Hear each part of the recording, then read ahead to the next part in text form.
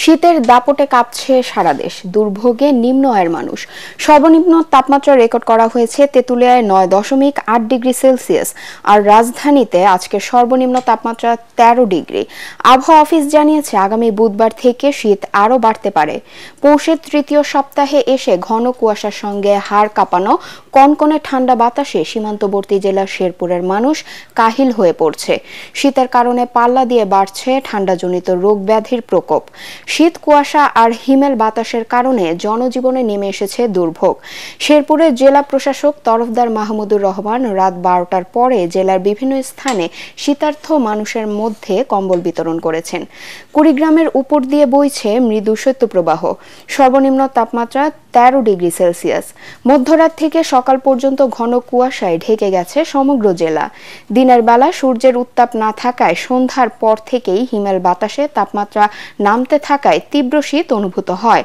ঘন কুয়াশা আর কনকনে ঠান্ডায় গত কয়েকদিন ধরে সিরাজগঞ্জে শীতের তীব্রতা বেড়ে যাওয়ায় জনজীবনে বিপর্যস্ততা পড়েছে। সিরাজগঞ্জে আজ সকাল 6টায় সর্বনিম্ন তাপমাত্রা রেকর্ড করা হয়েছে 12.2 ডিগ্রি সেলসিয়াস। হঠাৎ করে শীতের তীব্রতা বেড়ে যাওয়ায় কিছুটা বিপাকে পড়েছেন যমুনা পাড়ের মানুষেরা। ঘন কুয়াশার কারণে যমুনা সেতু, পশ্চিম সংযোগ মহাসড়ক ও আঞ্চলিক সড়ক দিয়ে রাতের বেলায় ধীর গতিতে যানবাহন চলাচল করছে।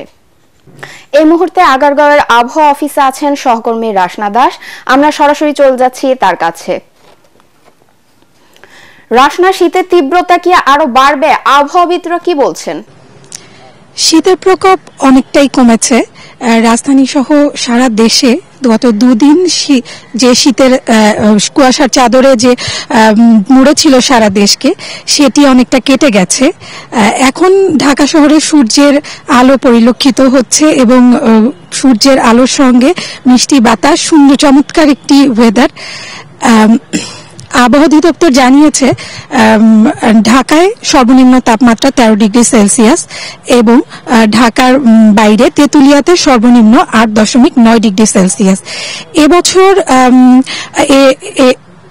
এবছর সবচেয়ে বেশি শীত পরিলক্ষিত হয়েছে ঢাকা শহরে এবং সারা দেশে এই সময়টিতে। এছাড়া সামনের 8 তারিখ পর্যন্ত 12 থেকে 16 ডিগ্রি সেলসিয়াসের মধ্যে তাপমাত্রা ওঠানামা করবে এবং এই মাসের মধ্যে আরো 2টি মৃদু শৈত্যপ্রবাহ বয়ে যাওয়ার সম্ভাবনা রয়েছে। হিমালয় থেকে যেই কনকনে শীতের যে হাওয়াটি বয়ে আসে, তার কারণেই আরো 2টি মৃদু শৈত্যপ্রবাহ ঢাকায় সহ সারা দেশে বয়ে যেতে পারে। এছাড়াও 25 তারিখের পর থেকে আবহাওয়া অধিদপ্তর জানিয়েছে শীত অনেকটা কমে যাবে এবং আবহাওয়া আস্তে আস্তে স্বাভাবিক হতে শুরু করবে। এই ছিল আমার কাছে সর্বশেষ। রাশি, আপনাকে ধন্যবাদ।